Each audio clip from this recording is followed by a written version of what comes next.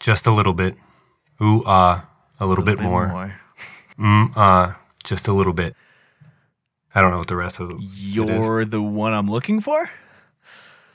You know what I'm waiting for? I don't know. Tweet at us. Let us know Yeah, me neither. what it is. @_reminiscent FM. Want to start the show? Yes. Okay, let's do it. All right. Welcome to the Valentine's Day episode of Reminiscent. I'm Pat, and this is Tom. Hey. Hey, man, how was it? So you didn't want it. We usually record on Tuesdays. It's a Wednesday. You delayed the recording to celebrate the day of St. Valentine, who was brutally murdered, right, in an alley by one of an ancient Rome Caesar's goons or something. We can get into that later, maybe. But you had a good day, I hope. I never actually really knew the story. I knew there was more to it. I think he was trying to perform a chocolate, Christian wedding, and he was marrying a couple under, a religious ceremony, and he was struck down in the name of love. Oh. But he wasn't even getting married. He was performing it, I think. Anyway. Shooting the messenger or something. I don't know. Yeah, I guess. Haters gonna hate. But I take it you and Megan at least spent a little time together. A very little amount of time together. Oh, really? I was joking. Kind of. So we had some friends in from out of town. An old coworker of both mine and Megan's and her significant other had a 2-day layover on their way to LA. And it just happened to land on Valentine's Day, so they were here. The day before and the day of Valentine's Day, they actually left today, this morning. I've reclaimed my studio. That's where they were staying. So I worked kind of late. And then, God, what did we even do yesterday? Well, usually now it revolves around dinner, right? Or Right. As a kid, it's like buy a tiny box full of similar things, hand them out, and you get a bunch of treats back. And it's almost like a second Halloween, but the dynamic changes a lot over the course of the next 10. You know what I mean? From third grade to high school, even college, even adulthood, the dynamics certainly change. So was there like a dinner? Did you make it at home? Did you go out? Yeah, so we kind of had a double date situation. We went out to some kind of fancy restaurant in Denver, or just outside of Denver, and it was really good food. I got Megan something for Valentine's Day, this like ring that she wanted, so she paid for dinner in exchange, I guess. Okay. And yeah, so it was a double date. I do very poorly in social situations. I don't know, but I think you're being too hard on yourself. Man, that might be a whole episode. Sure. So just invite some strangers on and see how well you do. Just crumble. Yeah. So like, so these were Megan's friends.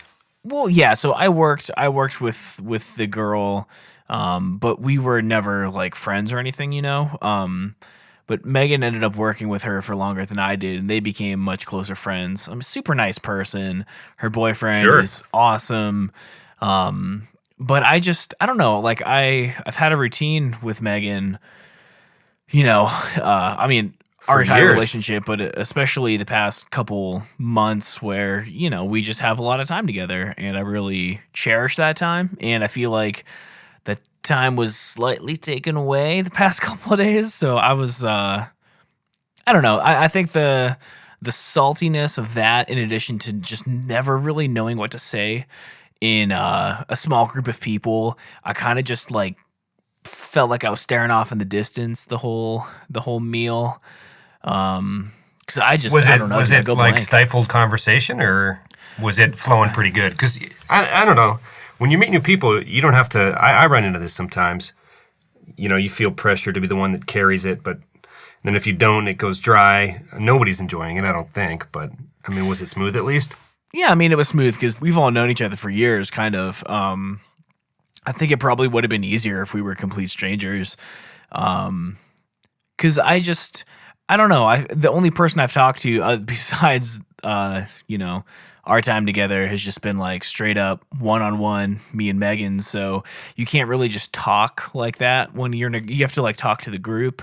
And I get so self-conscious on like, what do I say that would be relevant to the whole group? And then I start overthinking everything, and then I just end up saying nothing. So it's probably healthy though for you, and I mean, you and Megan are. I'd say you're pretty serious. A little bit. A little bit. So it's probably good to mix up. I mean, if it was just you two talking to each other and no one else for the next like 60 years, that might get So as uncomfortable as it was, I think it was probably, in a way, good timing-wise and new city vibes and new people, new experiences. So maybe, I bet you she loved it, even though it might have been a little awkward for you. Yeah, I mean, I just always kind of feel awkward. But, yeah, I think most people kind of do, probably. You got a good meal. Yeah, it was really good, and I thought about breaking the vegetarian streak. I'm at 103 days now, and... So it sounds like you did not. I wanted to, man. There were okay, so here's the thing. It was a set menu. You had like 3 choices. Of right, what like a Valentine's Day special, like we're pumping these things out. Right, and it was a set price. So the only vegetarian option was a rabbit paella without the rabbit. So I'm thinking I'm paying for that rabbit. What does that even mean? It's I can't speak too in depth on what exactly paella is, but it was like kind of like a ricey type dish with has some sauce kind of stuff, some charred on something top. That would go well with rabbit. It was super good, but I'm just thinking, if the price is set, that rabbit's being paid for, should I just eat it? And I only had one option, and that was kind of a bummer. And I thought about doing it. I was going to, and then when the server came up, I just went vegetarian. So man, you were second guessing every decision and phrase coming out of your pie hole that whole night. It sounds like. Yeah, rabbit, yeah. No rice. And the only dessert option was like soaked in this bourbon sauce, so I couldn't even have dessert. I mean, I could have if I wanted to. I didn't. So right. I don't know, dude. It was. So you never had like rum balls or rum cake or anything like that? All right, so we had these chocolate truffles at my last job, or not my last job, at a coffee shop I worked at, and I was eating them like crazy, and I brought one home for Megan. She's like, "Babe, these have rum in it." Like, oh no.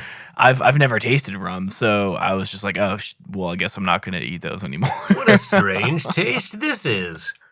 It just tasted like straight up chocolate to me. I don't know. You're a pirate now, I think. Right. Don't you know you might not know the rules of drinking alcohol, but you have dedicated yourself to a life of piracy. Piracy. Yeah. Yeah. Find me downloading all my favorite movies. So I don't want to be speaking ill of it like it was like a horrible pain-filled night. It was not, but like Megan and I like made cards for each other. I think I showed you the one that I made her. And we kind of like gave them to each other, but they were also in the room. So like, ooh, that is a little odd. Yeah. But they're visiting. Bad timing.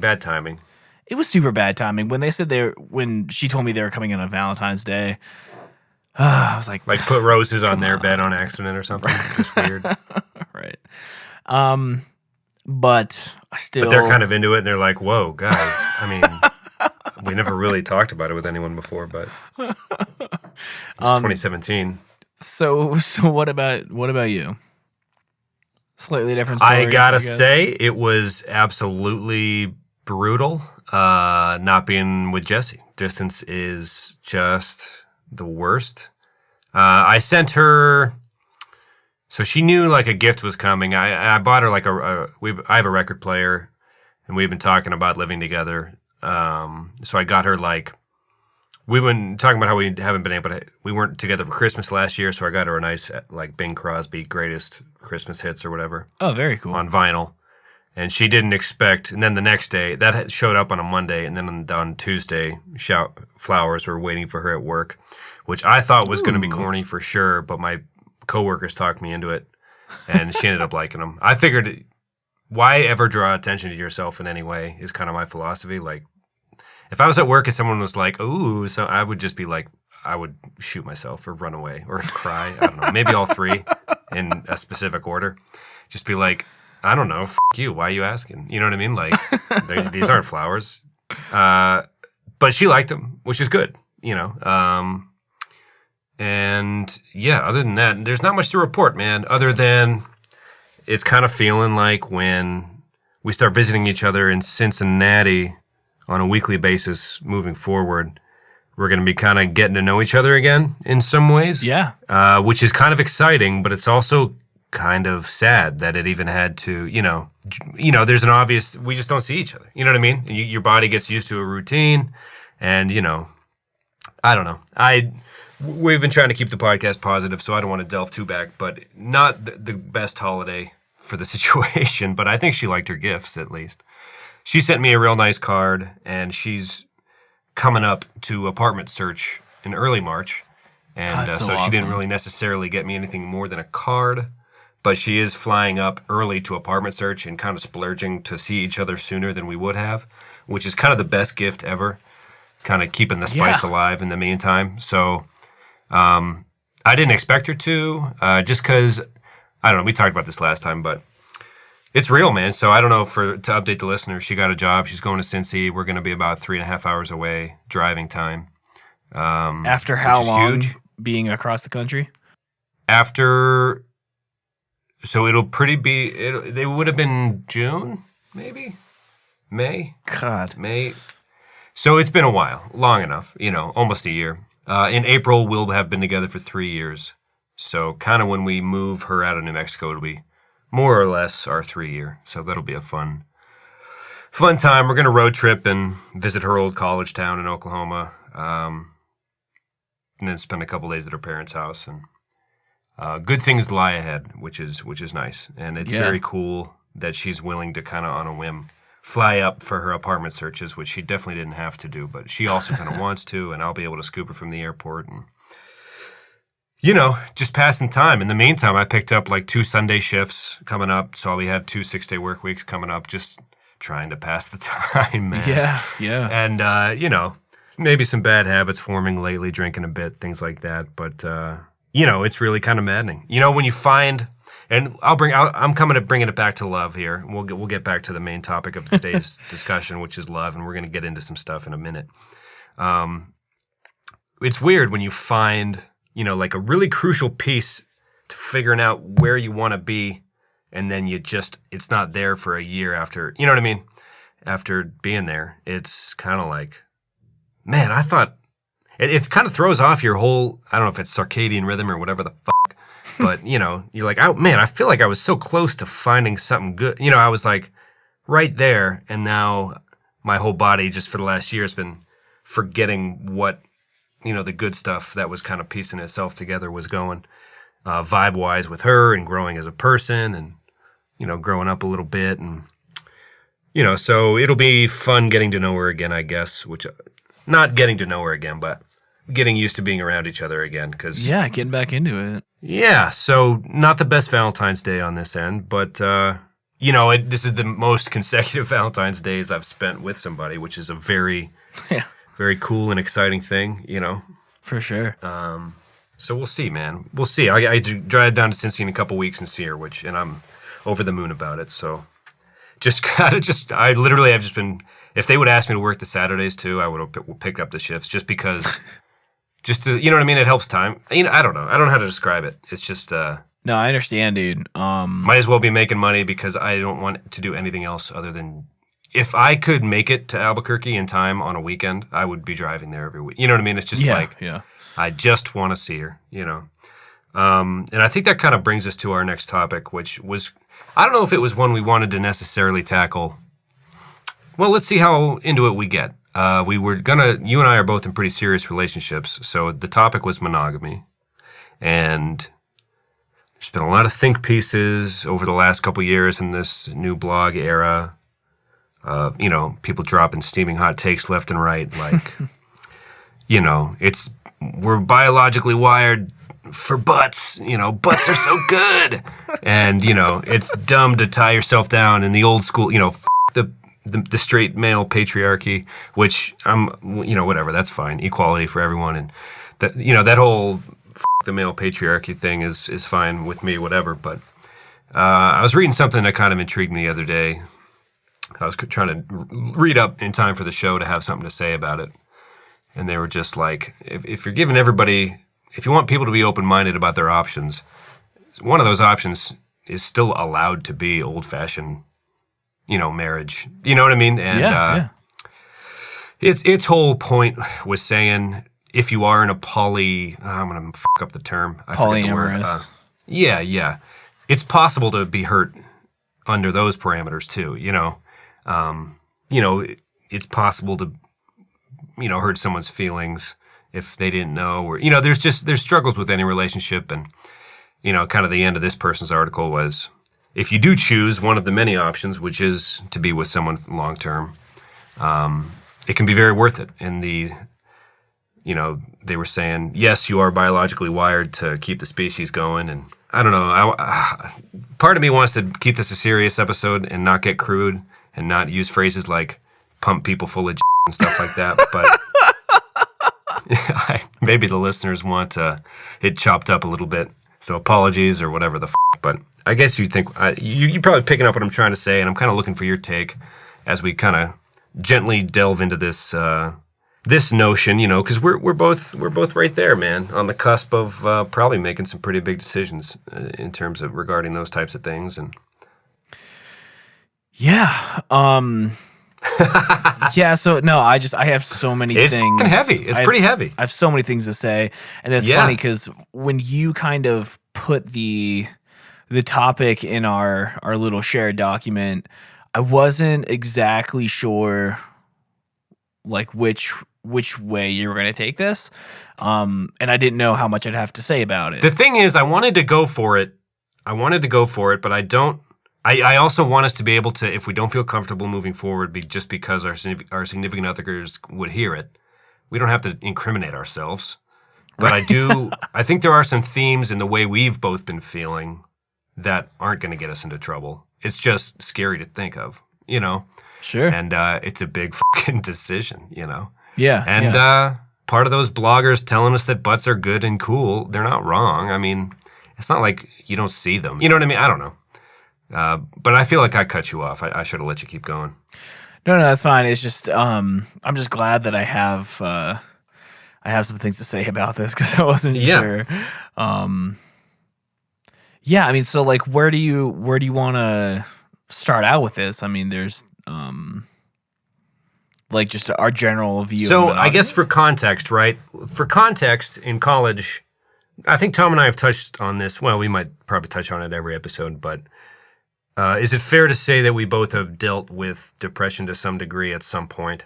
Oh, are you asking me? Yeah, definitely. Yeah. Okay. Okay. So that was in college. It was no bueno for a little bit.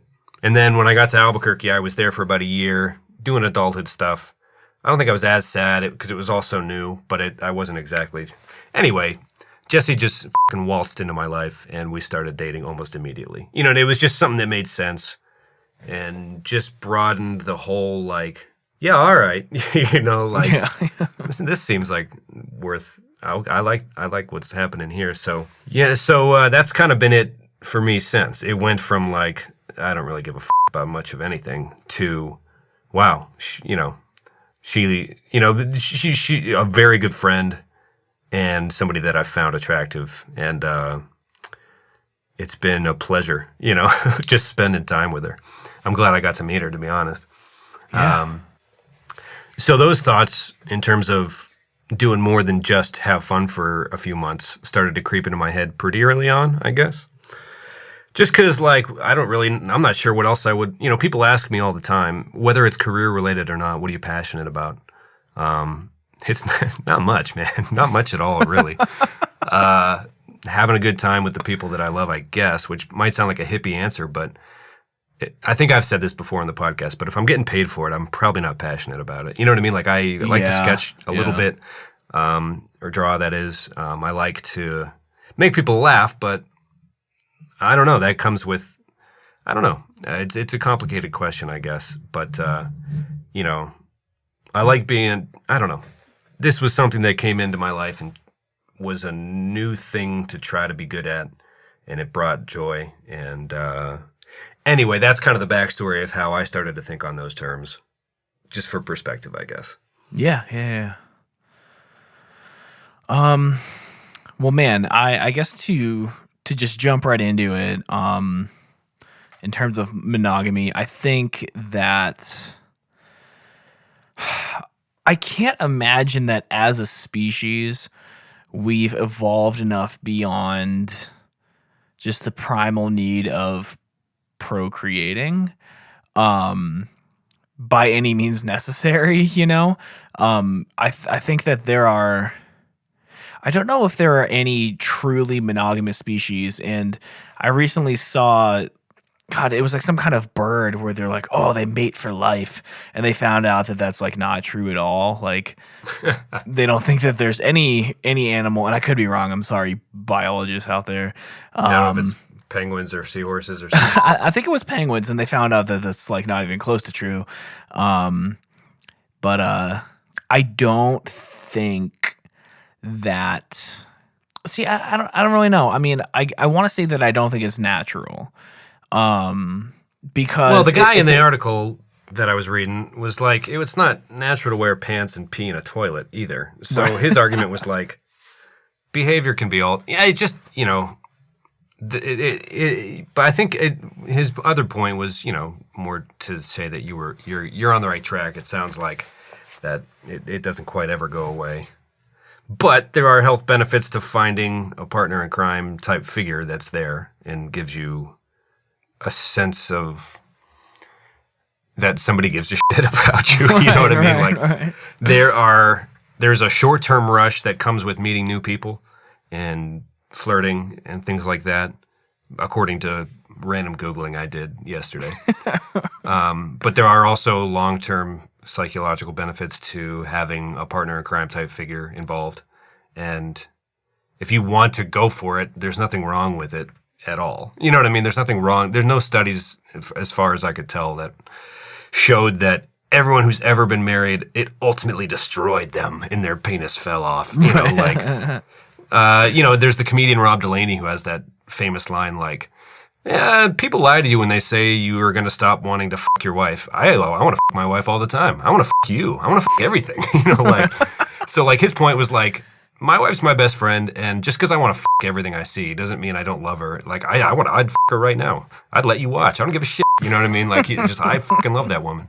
And it was kind of, that's his sense of humor, but it was kind of a beautiful take on, like, don't let that type of shit scare you. You know what I mean? Like, right. He found somebody he's really comfortable with, and just because he sees butts doesn't mean he doesn't love coming home, and he's not just, like, jazzed.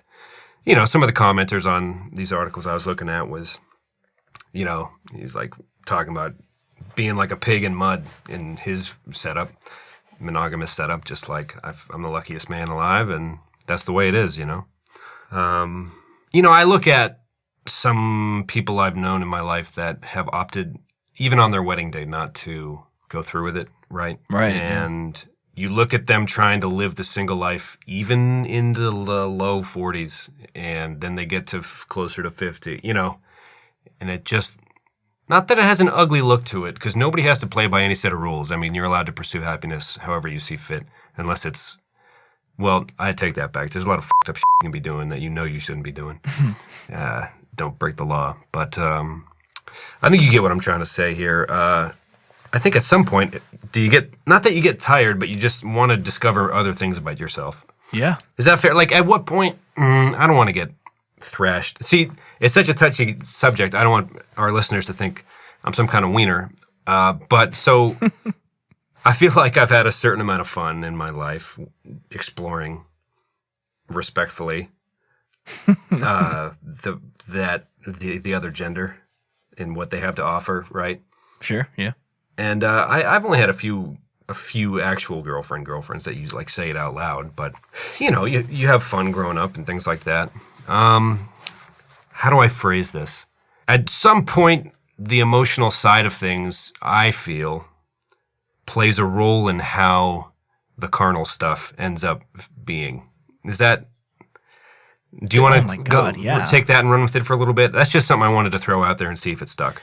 Yeah. So, yeah, I don't think that the whole pure monogamy is super natural, but it is desired because of that emotional attachment. Like when I was in my, I'm barely in my mid-20s, but my younger 20s. Right. And here's the thing for everybody out there. I think we're both willing to admit we don't know what the we're talking about. So if you want to write the show or tweet us and just tell us how stupid we are, we probably, I don't know what the I'm talking about. We're just trying to be honest here. Sorry. Yeah. So when I was in my early 20s, very young 20s, I mean, I didn't lose my virginity until I was 19 because I was, for some reason, convinced I was going to save myself for marriage, even though at that point I wasn't really too Christian anymore. It was just something I felt like I was saving. Well, you've always been a mind over matter guy, right? Like not drinking. You've had a connection with a spiritual entity here and there and all that. Yeah. So what actually got me to like just say, f it and have sex was a buddy, Alex, who I went to college with. He was like, dude, don't even try to act like you're all pure and stuff. Like, you've signed with this girl. Just her and like get it over with. You're not pure. Like anything you're doing isn't any like better than just having sex. So just do it. Like it's stupid. Some like, of the you're stuff not a you're virgin. doing was more unnatural than like actually, Tom, you're pretty fucking nasty. So let's keep it missionary. Let's keep it fun. We'll do a hand check. So anyway, like I was in a kind of long-term relationship, like year plus, and lost it, and then that relationship ended, and then it was just like, nothing out of control. Like I've heard stories of friends who like just went wild and got those numbers up pretty quickly.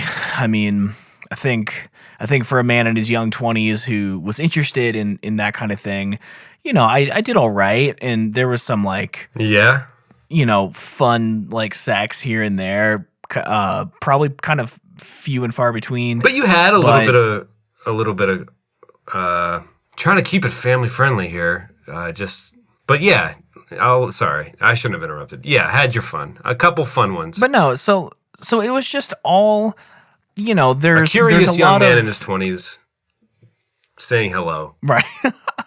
So when you're hooking up with someone who you don't, I mean, I don't want to say like you don't know well, because I've never like just I've never really banged a stranger except for that one time. Let's say this, you talking about something with benefit situation?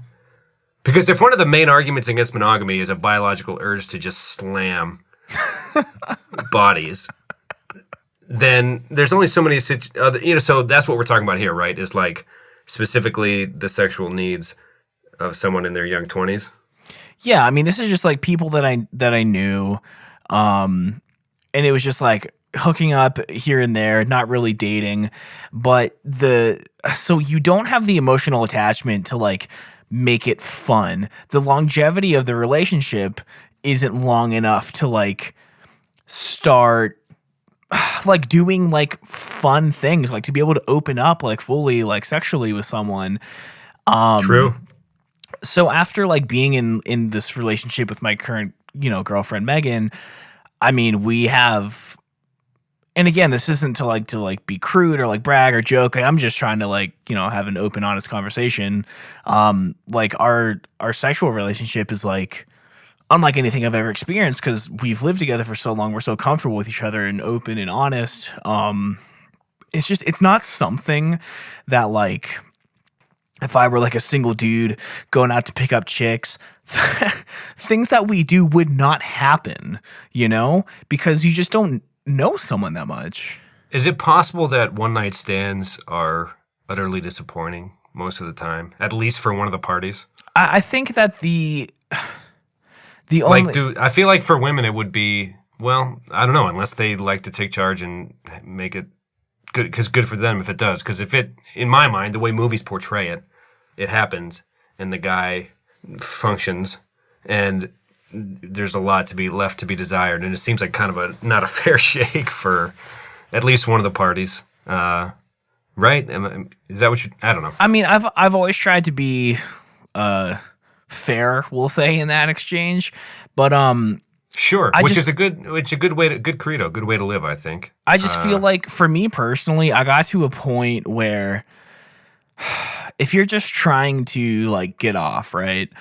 There's a lot of effort that goes into accomplishing that with a new person, right? Like, and the only thing I feel like can be really accomplished from a one night stand, which I don't think I've ever had a one night stand. Like, it's been like at least 2-3 night stand. I don't know.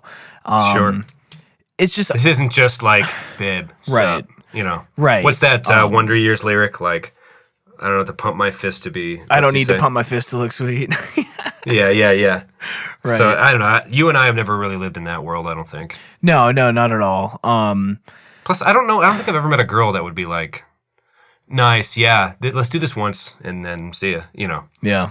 Like, oh, you're the one I wanted. It's just, it seems like such a nasty, I don't know, not nasty, but yeah, like you said, a 2 or 3, you at least say hello the next day. Like, right. So I feel like the only thing that could be really like could really be taken away, other than just like mediocre to even like good sex, is like just the knowledge of like, if you found that person really attractive, like seeing like, I don't know if this sounds like really bad or douchey, but just like being like, yeah, that happened. Just knowing that it happened is actually probably a better takeaway than the actual action, because it's usually like a little weird and like you're not. I feel like, I mean, I was pretty young when all this was happening, but like if you're hooking up with someone for the first time, like if you don't know them that well, it's hard to just even be able to just ask them like, is this awesome? Like, do you want anything different? Like, there was like one person that just like out of the gate, it was like, so like, do you want to do something fun, or like, Right. Well, it's pretty rudimentary, like when you're first starting out, right? Like, there's only a couple things I could try here. Super that normal. I'm even aware of. Yeah. Right. Like kissing the face, step 1. Cool. Got it. All right. But see, or rounding the bases, as it were. I always ran into these things where, if it was non-committal, it got to like, well, do you want to like, it's like Friday night, do you want to come over? I'm like kind of tired, I might hang out with friends. And then it's like, you can't help but feel like there's some kind of agreement there, like relationship wise, but there really isn't.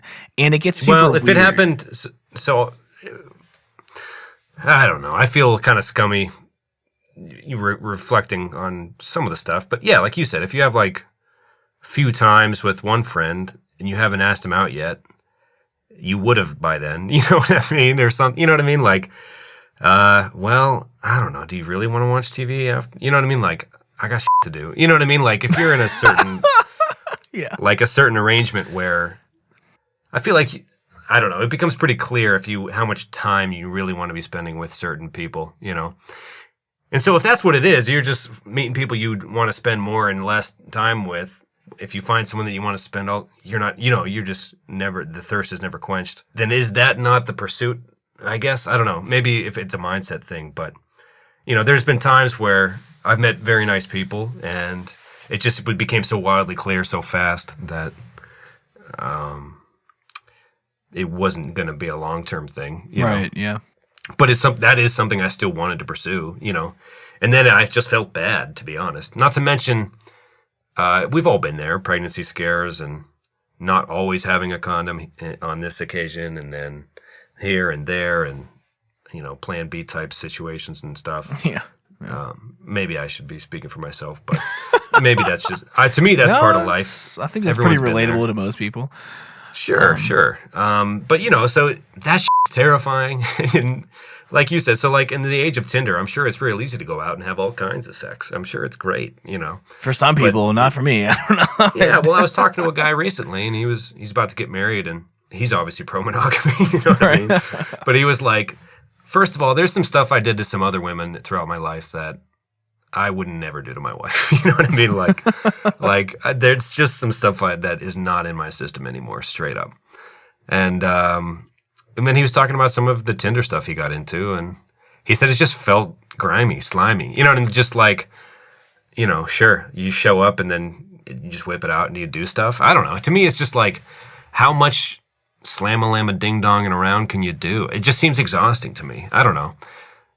I feel like we're not even 30. So again, disclaimer. I don't know what the I'm talking about. But you begin to get, I don't know. Unfortunately, it's like a line in Scrubs. Sex is life-affirming, yes.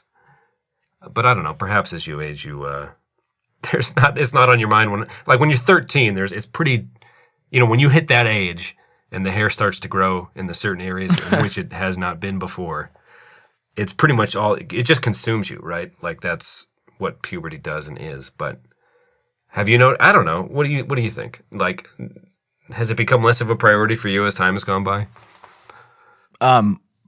Probably more, to be honest with you. Oh, okay. Yeah, I mean, so I might take this out of the show. You know what? Well, if you don't want to do it, we don't have to go there. It's not even a matter of discomfort. It's maybe just what Megan wants to be out there. I don't know. We are very sexually interested in each other.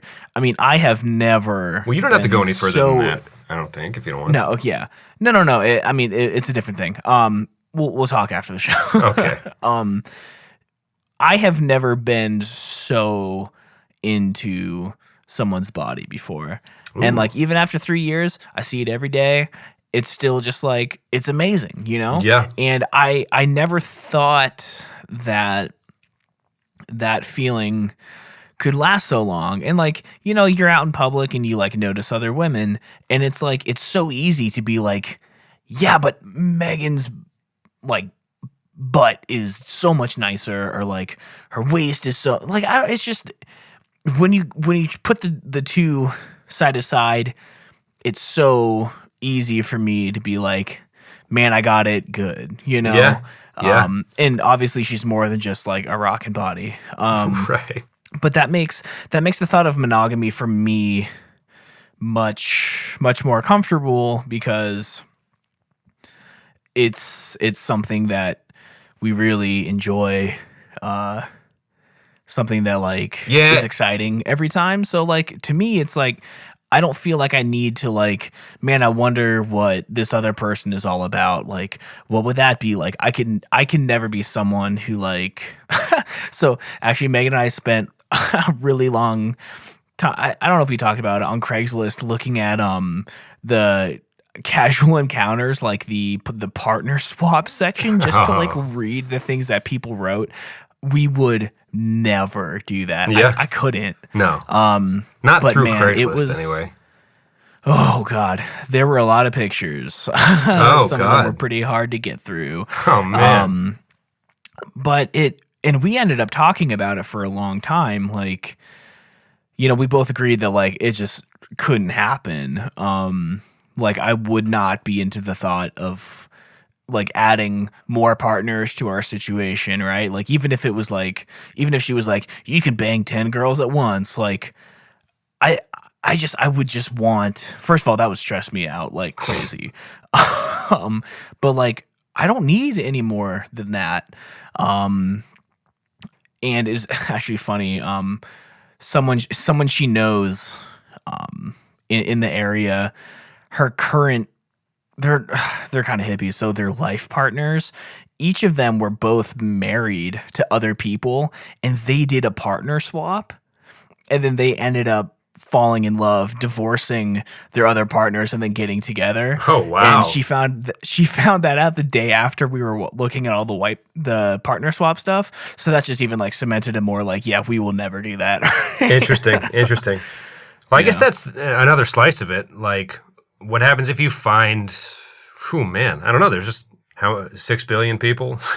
Like you talk about that story. Like I don't know. It is at least a topic of conversation, right? What happens if there is just, I don't know. Well, so like, let me bring it back. So like, not that long ago, life expectancy wasn't exactly 90. You know what I mean, right? Like, modern medicine is incredible. Sure, yeah. And people didn't really leave their hometowns, right? So it's just like, yeah, okay.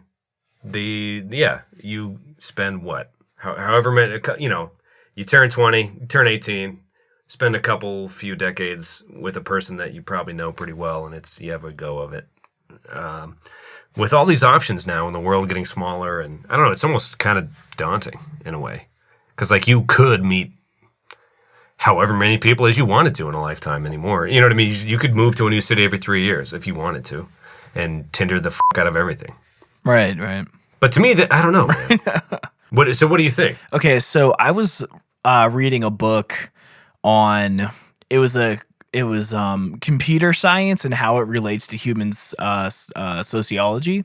Ooh. And so there was a whole section on computer algorithms and how we can implement them into our lives to make them to get the most out of our lives. And there was a certain number algorithm for making decisions, like how long do you spend researching, how long do you spend searching, and then at what point is the best time to just jump. And they used relationships and finding an apartment in San Francisco as examples. And I don't remember if it's 32, 34, or 36, but there's a rule saying look for 32% of the span. Like if you want to find an apartment, if you want to be moved into an apartment in a month, look for 32% of 1 month. And then the next thing you see that is as good as anything you saw in that 32% searching time, just take it. And that has proven to be the best method for finding the best thing in the best amount of time. So if you want to say a lifespan is 90 years, the 32% is about 28 years. So at that point, if you find someone, according to, this computer algorithm, if you find someone by age 28, that's the best partner you've had, just fucking marry him. I like that. Yeah. And so, I'm about to turn 26 in about a month and a half. Yeah, I'm 27 this year. Yeah, so I've definitely another thing. Just go? What's that? Yeah. So do we just go? I kind of like that logic. I don't know. I've had a couple different versions, a couple different things, and I've learned more about myself throughout the process, and I think those people did too. And there wasn't anything really necessarily sustainable. Not that there weren't good times had, but I don't know. You grow up, you learn things constantly, and I don't know. I guess. Yeah, I guess I just like what you said. That's all. How much? Because the first thing I thought when I met, Jess was, how much better is it supposed to be? Right. I went from a certain low to just wanting to, waking up without having that shit in my brain, Yeah. So it's just kind of, I don't know, something that made sense. I don't know. I went off topic immediately there. I lost my own train of thought, but yeah, I don't know, man. Yeah, how much better is it supposed to be? So I kind of like that spend a third of the time looking thing. It can only really get incrementally better. And are you going to spend the next 10 years of your life looking for a 5% difference? Will you ever find that difference? I just think, I don't necessarily believe in, soulmates. There's one person Sure. you're bound to be with, because that just seems absolutely crazy, right? There's probably a ton of people that you would be good with. Well, whenever I go back to my old neighborhood, there's certain people that I knew that, and they're married, and I see them, and like, you know what? I could picture a version of my life where I just had a very content, happy marriage with these people. Yeah. And then I think, why are you fucking high? You're happy with a person now. How have you not made this decision yet, you fucking idiot? Yeah. Just like, yeah, I guess that's true, brain. Good call. Just sitting there at whatever bar in Erie, just like, I wonder that would be okay, I guess. I could see that. Just like, are you fucking high? Will you, like, what other things are you waiting for, you fucking lunatic? Yeah, so to a certain degree, I like that though. I was looking at my parents lately, and we might have touched on this in previous episodes, but there's a guy on work at work who just, he hasn't never gotten married. He's 50 something, never had kids, and he orders his chicken after work and goes home and has fun and has this girl he has been talking to for a couple years or whatever. But he's an older guy, and it's like, I don't think it's possible or supposed to have, just. Kids, you get stuck and you want to this and that, and I hear what he's saying, but it kind of goes back to that there's no set of rule book everyone has to follow thing. And also, I've been looking at my parents lately, and I feel like if you don't have kids, first of all, you have a way better shot. But if you survive kids, my parents have re-entered this whole new life that I don't even really recognize, and I mean that in a good way. They are right. They have time to get better seats to games, not sit in the nosebleeds, just do more shit, do what they want, diet a little bit, just relax even, just not be running around. And it's very cool because, it kind of goes back to that,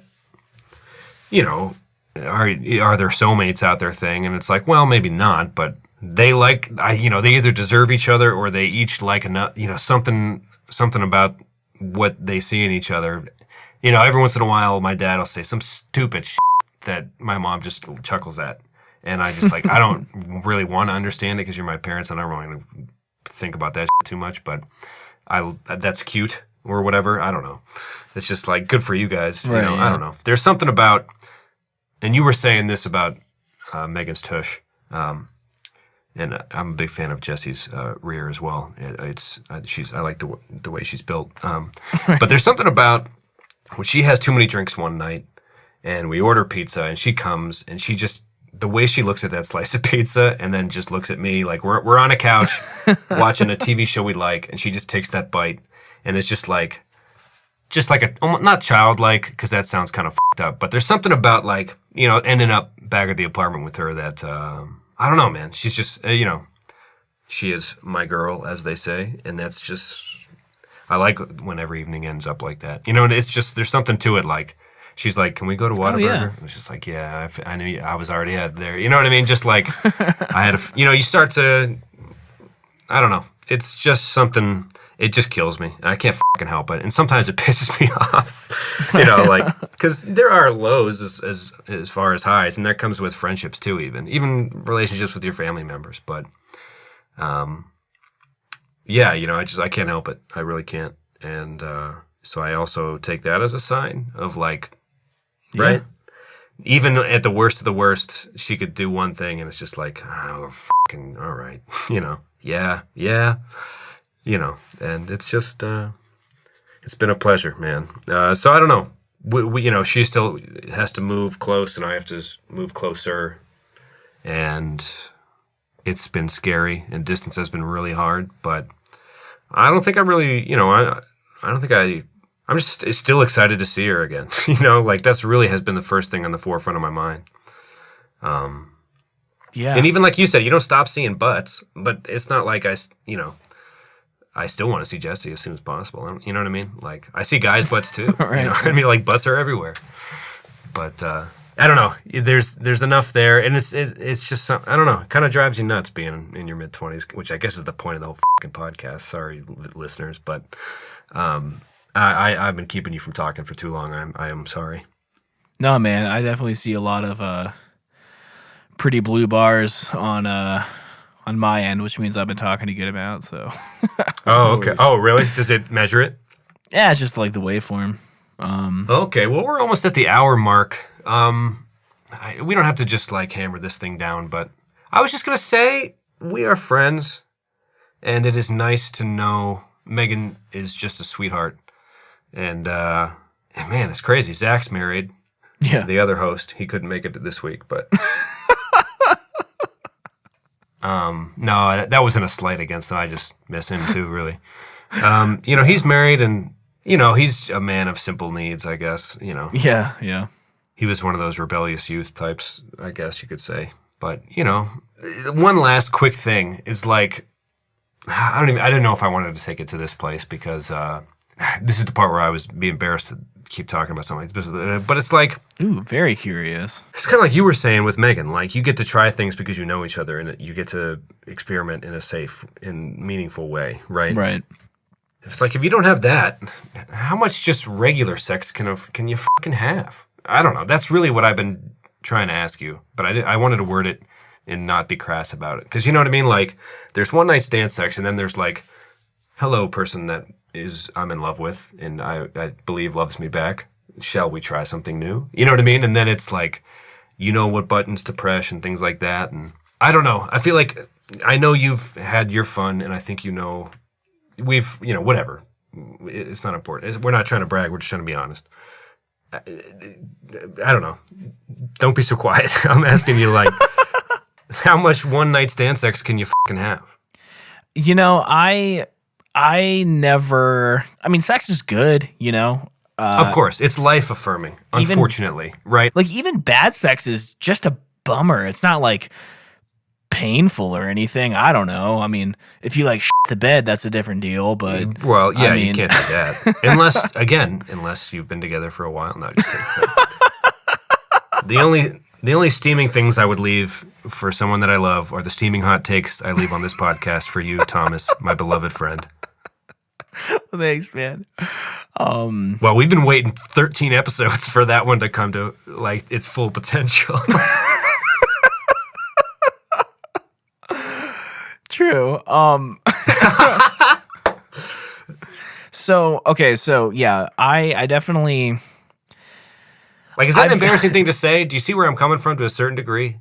Yeah, I mean, I've done things in a bedroom that, as a 21-year-old, I thought, ew, right? Like, sure. Or like just totally didn't understand anything. But as you get comfortable, it's like, what do you think about this? And like, there were even times I mentioned things out of curiosity just to see if they thought that it was weird too. Mm-hmm. Or when I say they, I mean Megan. And then it just turned into like a conversation. Then it turned into something we tried. And now it's just like something, we do. But then also when, I think one of the most affirming things is even just like the super normal bedroom time, like as amateur hour as it gets, is still awesome, man. Yeah. I mean, it's just and to add to that, I had a dream last night that I don't want to get married in a church. I don't want that to be a part of the deal at all. But in this dream, I came to consciousness in a suit, which I also do not plan on wearing. As I was about to like walk down the aisle. Whoa! It sounds like you marched to the beat of your own drum, mister. Ooh, maybe. Ooh, there's I kind of want to be barefoot. I think that would be fun. Okay, you want to perform barefoot? Do you? I feel like you're just anti-footwear at this point. Throughout our friendship, you've just like suggested doing things barefoot. Except I have sex with shoes on, though. That's the weird thing. Have you been wronged by footwear, sir? I guess maybe I've just never had a shoe that I've liked that much. Maybe if any potential sponsors out there could send us. Well, you should only spend a third of your time. Oh, interesting. Yeah, I like that. Spend a third of your time looking, and 2/3 of your time cooking. Exactly. That was. Sorry, I apologize to everyone. I kind of forget. Dear San Diegans. Oh, okay. I am sorry. Okay, so this dream. I was at my wedding, about to walk down the aisle, and I remember thinking, this is awesome, but like, how did we get here? Did we plan for this wedding? Or like, did we invite people? Like, I just had so many questions, but I wasn't like freaked out. Like, I was like, okay, let's do it. But like, is everything ready? Like, is she even here? I don't even know. And I think I was the first person in our relationship to mention like, man, this is awesome. We should just get married. And then Megan was like, yeah. And then I was like, oh God, like, as it becomes realer, I think I've mentioned this before, as it gets realer, it gets a little scarier. But I don't know, man. Like, you know what's scary for me? What? It's not even the concept of getting married to Jesse. It's the wedding itself, to be honest. I'd rather elope or something. It's just like, it would cost a lot of money to throw the correct one based on the amount of friends I want to be there. Right. Yeah. But that's what stresses me out more. It's not even being with Jesse forever. That seems nice. That sounds like a fucking dream, to be honest. It took me long enough to find her, It's honestly, a guest list is just terrifying to me. Just because I don't want to slight anybody. Because it's something you would want to share with, I don't know. It's either share with everybody and have the perfect guest list, but you can't have everybody. There's got to be a cutoff. Right. And eloping, would that be unfair to the parents? I don't know, but see, I'm having like my parents, my stepmom included, you and Zach. I might cut the list there, dude, to be honest. I mean, Megan and I have talked about just like being in the woods with a stream nearby, fold up chairs on the ground. She just wants to wear like a white kind of like, I don't know, like Free People dress. I don't know if you know that brand. And like, I don't know, dude, I'll just wear like skinnies and in a button-up black shirt or some shit, like super mellow. And like, so Zach's like, what would you call that? Like a reception? Because they kind of eloped, right? Not quite. They signed. They went to a state park, and they signed the wedding papers in the parking lot. And then about 10 family members total. See, Zach's parents weren't there for this one, but it was the reception, or it was the ceremony. It was about 20 minutes, and they went out into a field in this state park in Minnesota. And he had a button-down shirt and a bow tie, and his hair was gelled. Maybe suspenders, I think. Anyway, he was with a vest, I think. He looked sharp. Oh, yeah. Maybe not no suspenders, but yes, vest. Anyway, she had a nice flowery dress and was holding a little bouquet. And they had a guy, a former priest maybe, but he was there for the paperwork and he read a few things, but it was not religious really. Right. And they just read really long from the heart. Zach, he's a fucking ham. Yeah. He got a bunch of her aunts and grandma to cry and stuff.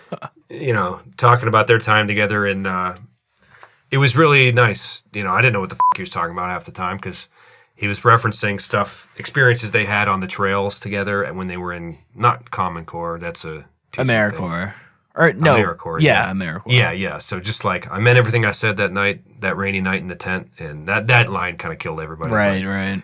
It was a 20-minute thing in a field, and everyone stood. They didn't even sit, so it was just like, and they kissed, and it was at sunset, and they took a few pictures, and they had their reception like months later. Right. It was very unconventional, but I think it fit perfect for whatever it was. Yeah, I mean, that's kind of exactly what I would be down for, Yeah, I'd be a fan of having it all on the same day. Well, though. Yeah, for sure. I mean, we were at their reception, right? That's the one you're talking about? Yeah. I think they might have pushed up. I don't want to get them indicted by the IRS or anything, but I think they wanted to be Mr. and Mrs. for a certain tax cycle, maybe. I could be wrong. Because they pushed it up, and I... Like a full half year. Yeah. And I didn't make it to the actual wedding. Well, I almost didn't either because he was not... I don't want to say wishy-washy, but he was definitely like... They didn't know until very shortly, right? They were like, well, if we want to do it and be able to be Mr. and Mrs. blah, blah, blah, then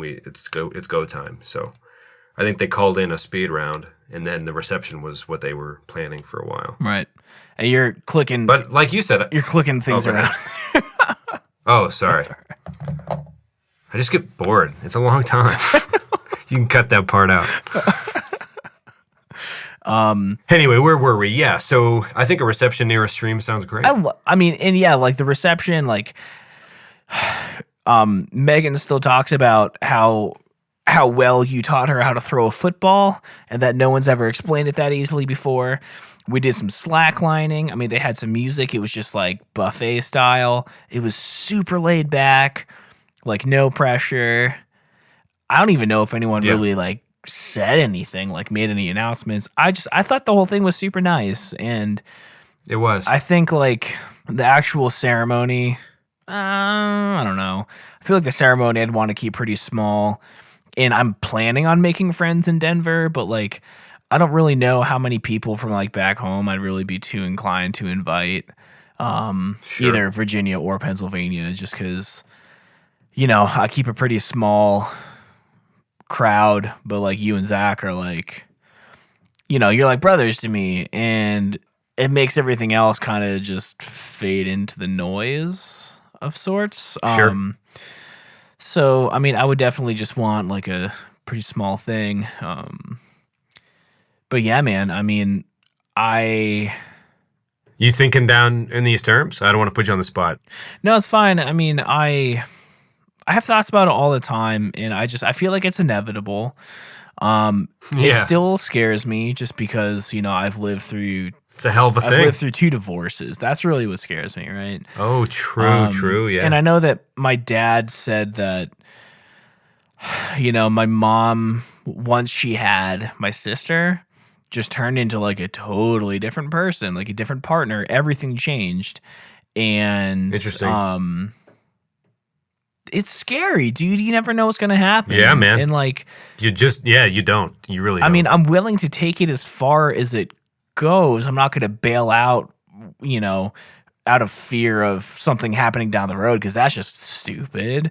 But I feel like, you know, my old neighbor who used to live upstairs from me outside of DC, I think he's like 40 years old now, so he's got some years, some wisdom. And I was like, how did you feel when you proposed? Like, were you 100% sure that you could be with this person forever? Like, when's the perfect time? What should be going on in my head when I decide to do this?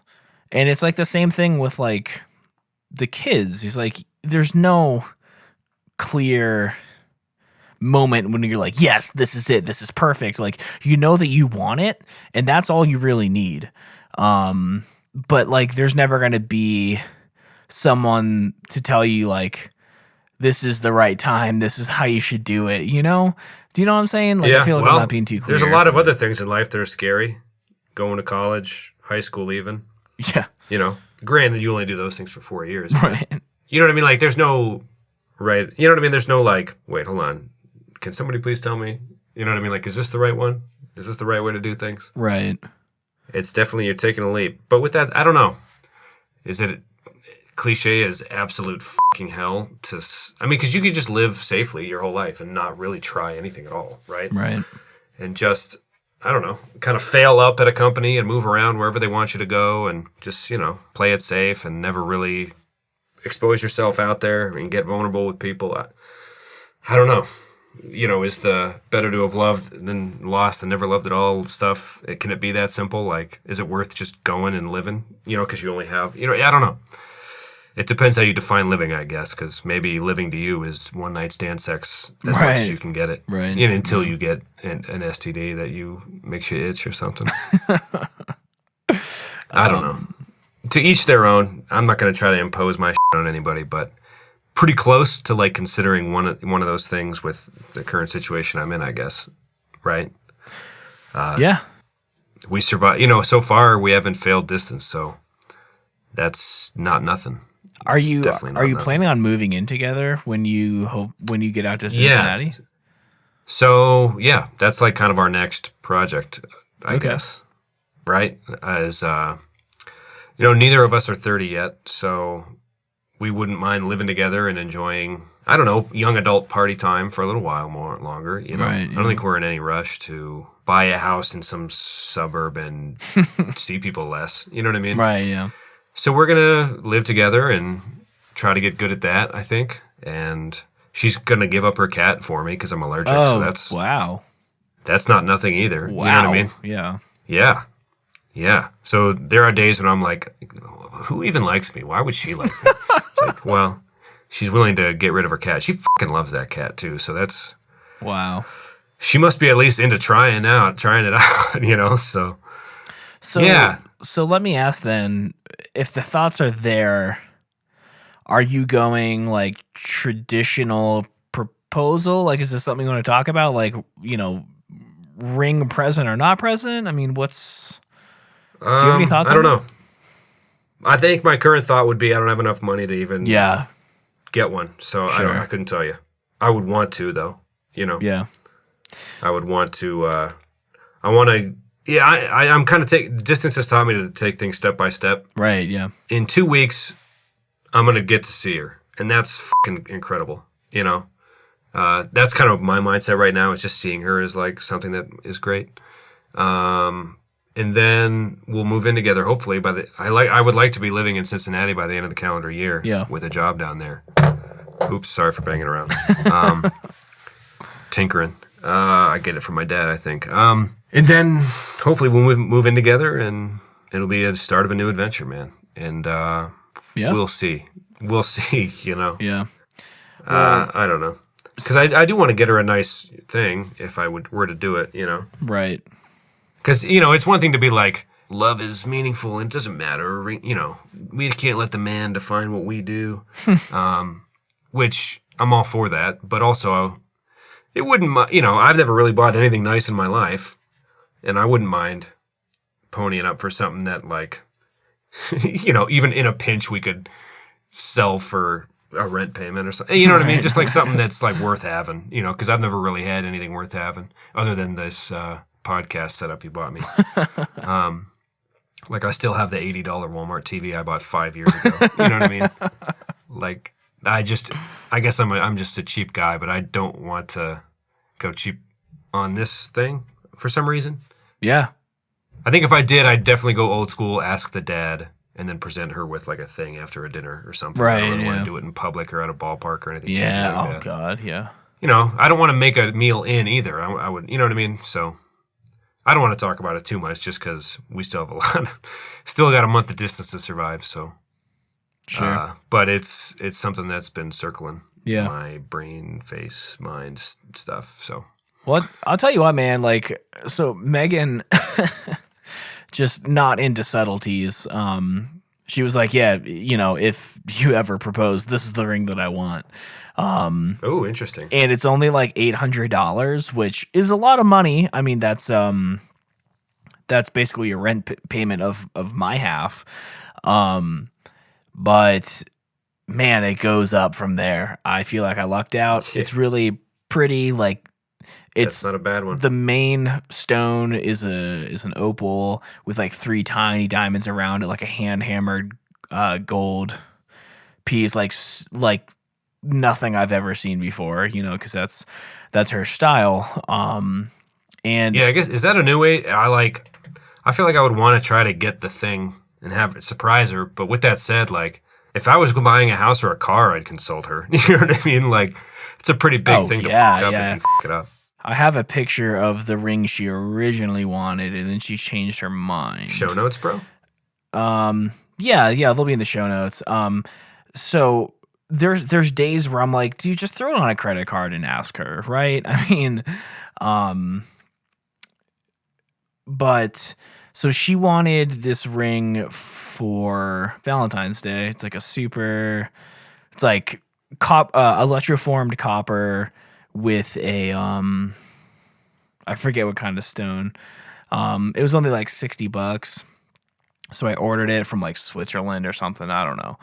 Tourmaline. Yeah, watermelon tourmaline.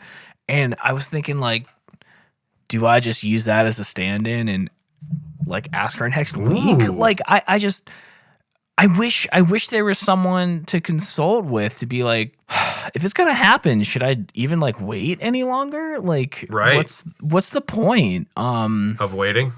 Yeah. True. So I don't know, man. I go back and forth an awful lot. Because you want it to be a romantic moment, but you also, I can't help but want to be logical about the whole thing. Like, hey, right. I'm pretty fucking close, so let's you want to hash some shit out, right? Right. Like, because I'm fucking gonna do it. So I'll do it. I swear to God, I will. Yeah, don't. Yeah, seriously, like it's a threat or something. So yeah, man, it's like I don't know, dude. It's crazy. And just the thought of like the reality of it seems, yeah, just like totally kind of insane.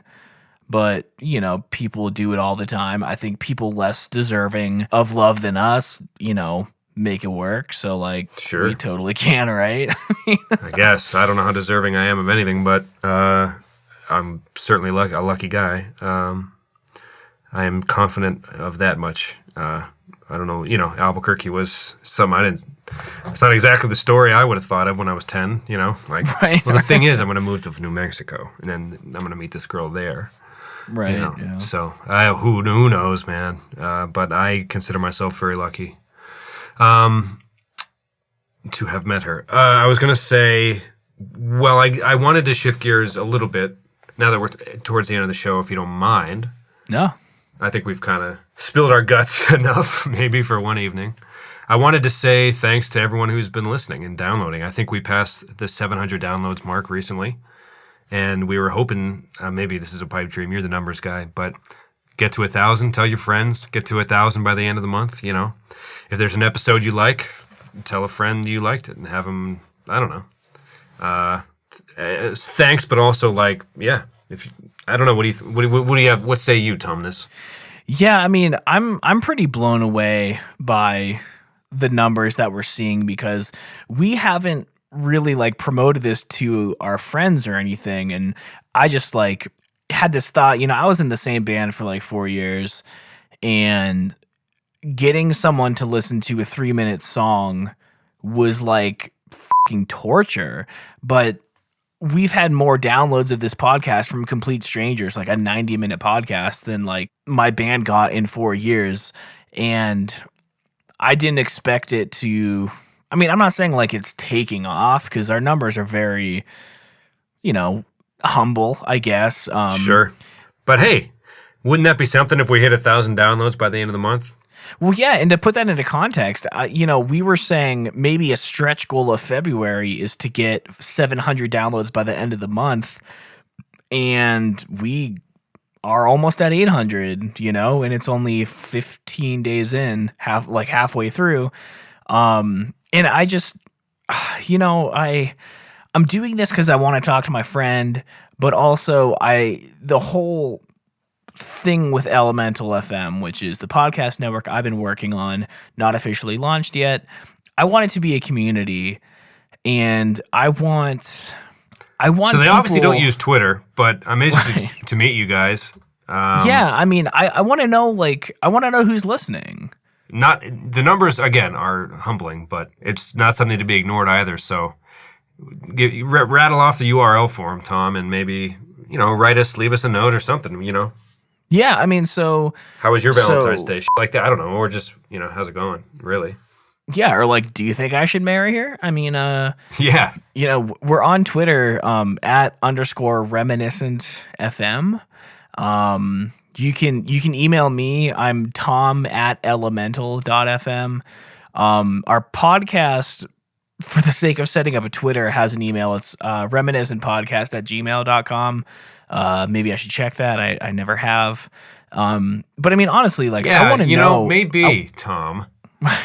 No, I mean, I want to know who's listening. Not just like so I know. Like, I want to talk to people. Like, I want to see, how they feel about this. Like, it's your god vision. This is something you've been working hard on for a long time.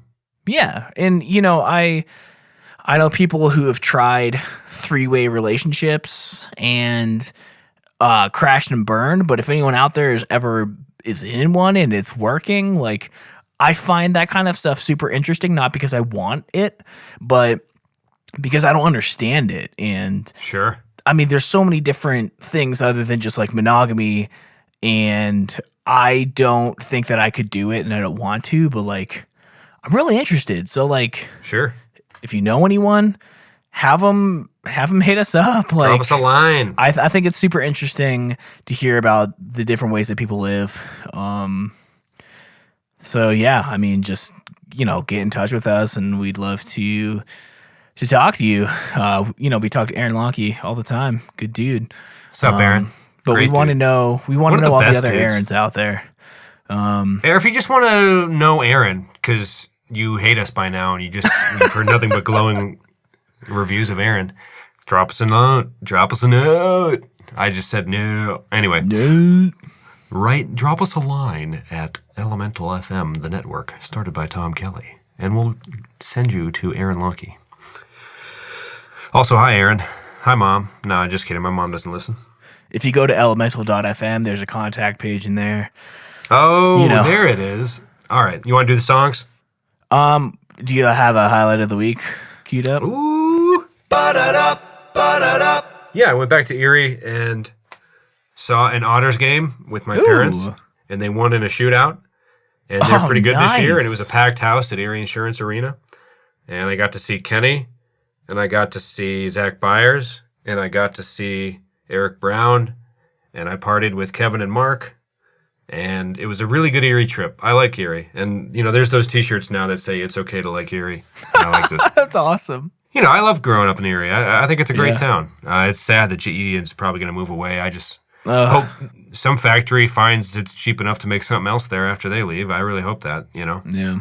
But it was a good, it's just, I like being where I'm from. And, it's nice to go back there. I've been a lucky guy, Tom. Met a lot of nice people in my life. Jesse, all the way up to Jesse, all the way back to you and my parents and siblings. So, thanks everybody. I don't know. It's just kind of like you go back and one of the visits back, I was like, hey, Zach Byers, you want to hang? He's like, yeah. He's like, you at your dad's? He's like, yeah. He's like, just go by the door by the jacuzzi like you used to, Right. You just walk in, he hands you a beer, and it's just like, what's up, man? You want to talk about Iroquois soccer for like the next 4 hours? But no, that's my highlight is a good Erie visit / I'm very thankful, to everybody that's been so nice to me. Yeah. Yeah. Hopefully I've reciprocated it to a certain degree. Right. Anyway, how about you? I think the dream that I had is definitely pretty cool. Ooh, feel good about that. Something's on the subconscious. I think a more practical thing, and this is like, I don't know, I feel like these should be like more heartfelt, but this is just 100% economic. They can be anything. I found out that one of the guys on my crew lives like a mile away from me. So we've been trading off like carpooling every day. And I've done the math. It's going to save me like $60 a month in gas. And it's going to save about a half an hour a day, because what we were doing before is like 3 people take the company van. We have like 4 or 5 people on a team. So then 2 other people take the car. You would have to drive back to the shop and then each drive separately. But where all of our houses are is like closer to my house, like the houses that we work on, closer to my house than to the shop. So you're cutting out 2 sides of a triangle by not having to go back to the shop then home. So we just kind of leave. Site and just return home. Yeah. So like we're saving a bunch of time, bunch of money. And I'm super stoked about that. Hell yeah. That's a positive. Yeah. So down to save money any way I can so I can put out more podcasts, It's expensive. To that I say, yeah. I fucked that up. In my head I knew it wasn't going to be executed well. Do you want to try to lay one out? What am I trying to do now? Yeah. Can I do a ooh? Ooh, I like that better. I think it clipped. Oh, sorry. Yeah. Let me give me 1 second here. Okay. Before I get into the song. Yeah. Well, actually, if you're taking a second, I might discuss. Your recommendation to me was... Oh, yeah. John. Invisible Parade by Tom DeLonge. That's not the melody. I just wanted to sing it. Right. was good. It was all right. You know, it was a good acoustic song. It's interesting. With an artist you know real well, like I don't know, like with somebody that's new, I have an urge to like try to learn more about them because I know nothing. Right. I feel like I've heard a lot of different versions of what goes on in that dude's head, and it was a very pleasant acoustic song, and it was good. I might listen to it again. It's just a good song. It's nothing extraordinary. Just a nice little song. It was a little different for him, and it's nice to know he's still being creative and cool. It was good. There's nothing negative about that experience. Good. That's like the most underwhelming review ever, but you know, it didn't blow my socks off. It was good though. I mean, it's hard to come back from Julian Baker. Oh God. Yeah, you've been throwing me into fucking weird spirals of doubt. Oh God. I even told you, man. I even fucking told you on one of the episodes, like doing distance in a new town, like keep it familiar. You know what? Or you could listen to the saddest shit I've ever heard. It's like, yeah, we could try that. Yeah, let's do that. It's like, oh God. So I listened to the Drake song and the 1975. Oh yes. Drake, I've never actually listened to him before. I know that he's like popular or whatever. Yeah. There's this vocal effect in like modern hip hop where they just like. Is there ever going to be a week where you actually tell me if you like the song and not critique the audio recording styling? Let me get to it, all right? Okay. I didn't like this. I didn't much care for the song. Like, it was okay. Sure. It's not his best. Right. I already forget what he was talking about, but I do remember being like, oh, you know, that's a nice message. Like, it was fine. It just, not a nice message. Yeah. So... Well, the thing is, like, people are showing him fake love right to his face when really they just want to be taking his place. Like, it's a nice message. Like, they would stab him in the back in a heartbeat, probably. I mean, it was well delivered, I guess is what I'm saying. Sure. For what it was a nice little thing. Kind of like the Tom DeLonge one. For what it was, nothing. It was sure. So, the 1975, I am a huge fan of. For as much as I hate anything that came out of the 1980s, music-wise, love this band. They're a modern band, though.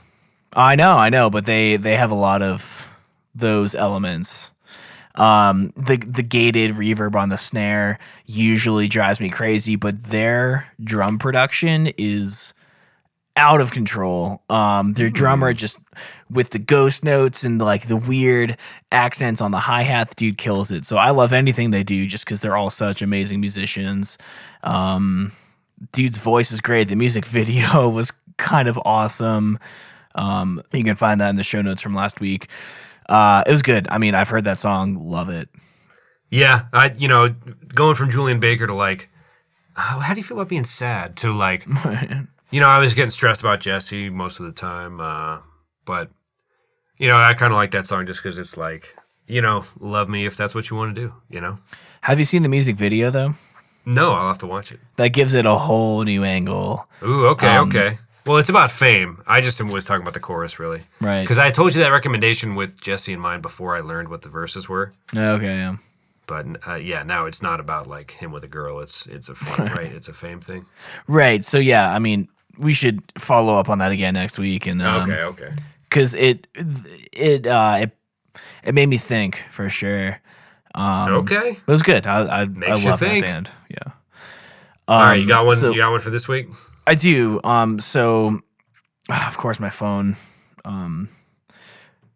So my buddies from Maryland released an album like 2 or 3 days ago. They're called Sharptooth.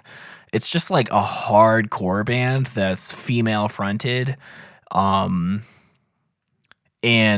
dude, they bring the pain, man. Like, it's really heavy, but so like you might not like it, but please listen to it because Lauren, the singer, I'm actually writing a piece about them because their album, like, lyrically is really, oh God, it's so honest. It's like almost uncomfortable to listen to because it's like some real shit. Like, hardcore message is usually of political and social progression.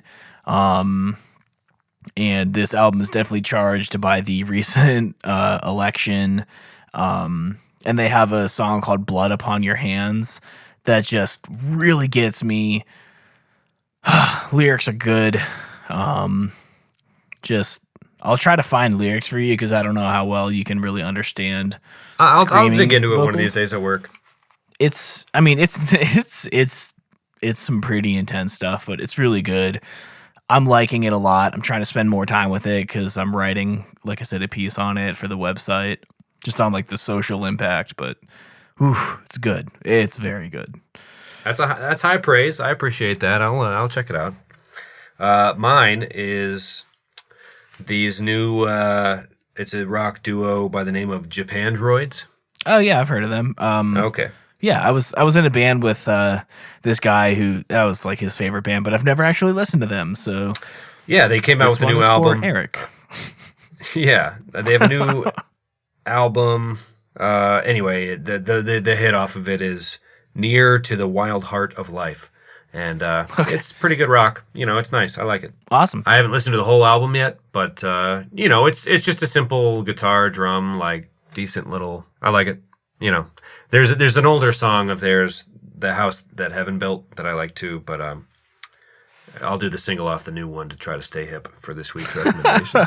But they're good. I like them. I've been getting into them lately. All right, yeah, I'm excited to finally check them out.